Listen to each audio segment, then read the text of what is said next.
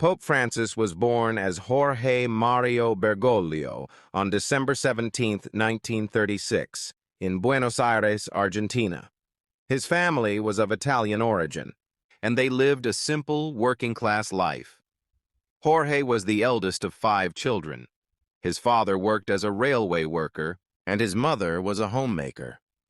From a young age, he was known for being kind and thoughtful.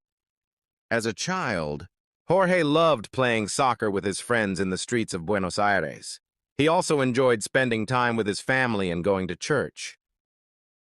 He grew up in a strong Catholic environment, which helped shape his faith. He was close to his grandmother, who often told him stories about saints and Jesus. In school, Jorge was an intelligent and disciplined student. He was quiet and respectful toward his teachers. He liked reading books and learning new things. Despite being shy, he had a deep interest in helping others. These early years laid the foundation for the man he would become. Jorge faced some health problems during his youth. At the age of 21, he had part of one lung removed due to a serious infection. This made him physically weak for some time, but he never let it stop him. He believed that suffering helped him grow stronger in faith. His early life in Argentina, full of love, hardship, and faith, had a big influence on his personality. Even as a young man, he showed signs of humility and leadership. These qualities stayed with him throughout his life and guided him in his journey to become a priest. In his early 20s, Jorge felt a strong calling to become a priest. He believed that God wanted him to serve people. This decision was not easy, as he had once studied chemistry and thought about having a different career. But in the end, his heart led him to join the seminary. He joined the Society of Jesus, also known as the Jesuits, in 1958. The Jesuits are known for their strict discipline, education, and focus on helping the poor. Jorge admired these values. He studied philosophy and theology with great interest and passion. He wanted to understand God better and serve others more effectively. As a seminarian, Jorge was very dedicated to his studies and spiritual growth. He prayed regularly and lived a simple life. He also taught literature and psychology at schools, which helped him connect with young people. His students liked him because he listened to them and respected their thoughts. After many years of training, Jorge was ordained as a priest in 1969. It was a joyful moment for him and his family. He felt happy to finally begin his journey as a servant of God. He promised to live a life of service, humility, and compassion. His decision to become a Jesuit priest was a turning point in his life. It showed his deep commitment to faith and his desire to help others. These early years as a priest shaped his beliefs and prepared him for greater responsibilities in the future. After becoming a priest, Jorge continued his service with great passion. He held various positions in Jesuit schools and communities. In 1973, he was named Provincial Superior of the Jesuits in Argentina.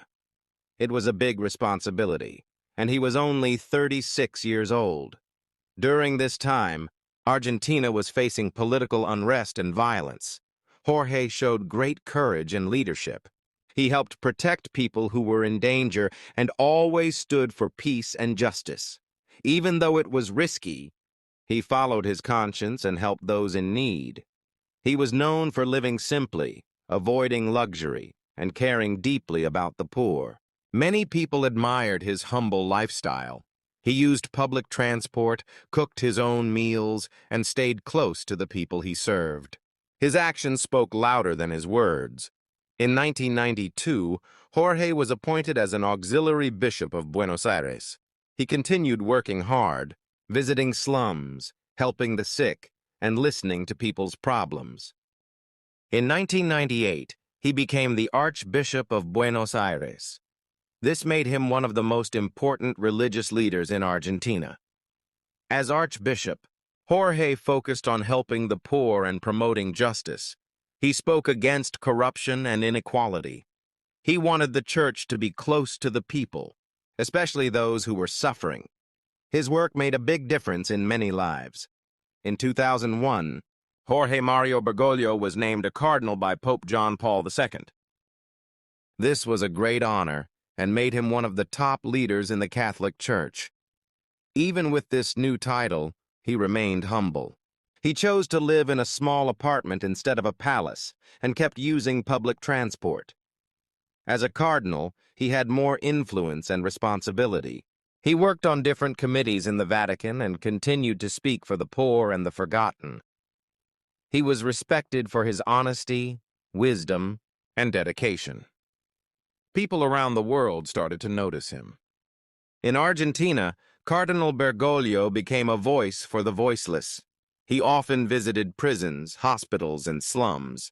He believed that the church should go out to the streets and be with the people. He did not like when the church stayed distant or silent about important issues. He also encouraged young people to be active in faith and society. He believed that the future depended on them. He asked them to be kind, brave, and generous. His messages touched many hearts and gave hope to those who were struggling. His simple way of living, strong values, and deep love for people made him stand out. Many church leaders admired him, and some even believed he could one day become pope. But Jorge never aimed for power. He just wanted to serve God and help people. In 2013, Pope Benedict XVI shocked the world by resigning. It was rare for a pope to step down. The Catholic Church needed a new leader. Cardinals from around the world gathered in Rome for a special meeting called the Conclave. Their job was to choose the next pope. Jorge Mario Bergoglio traveled to Rome as one of the cardinals. Many people did not expect him to be chosen. But during the discussions, his humble nature and wise thoughts impressed the other cardinals.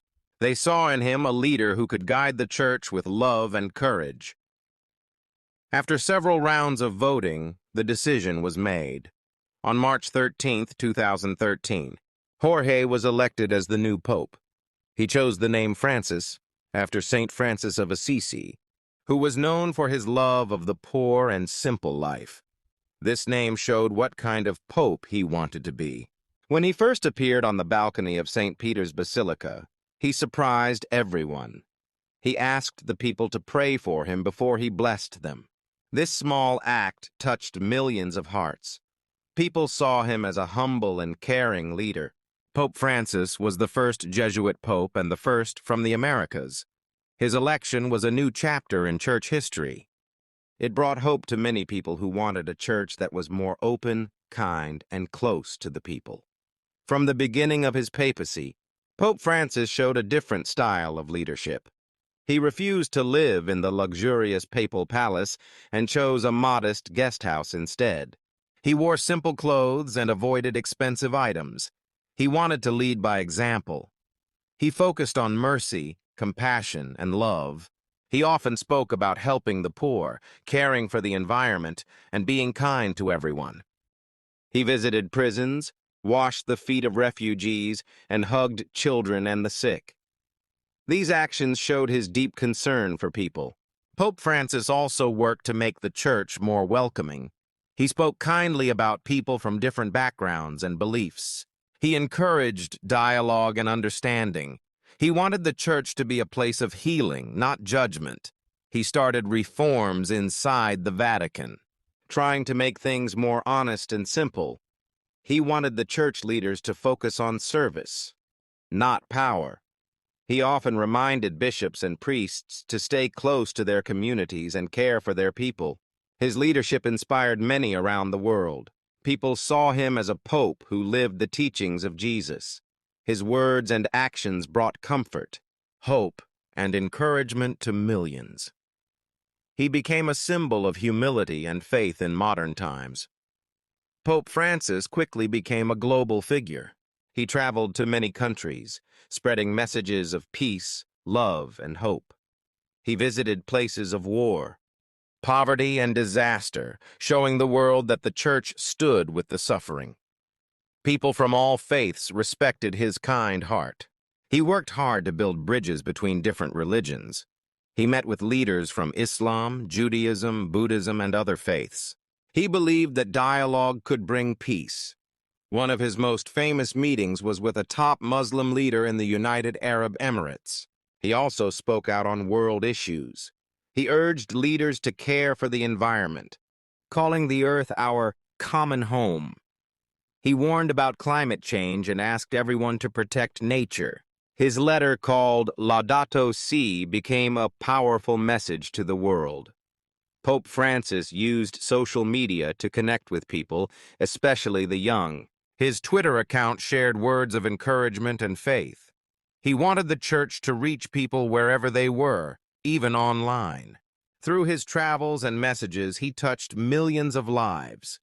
Whether rich or poor, believer or not, many felt inspired by his love, honesty, and humility. He showed that a pope could be both a spiritual father and a global peacemaker. Pope Francis faced many challenges during his papacy.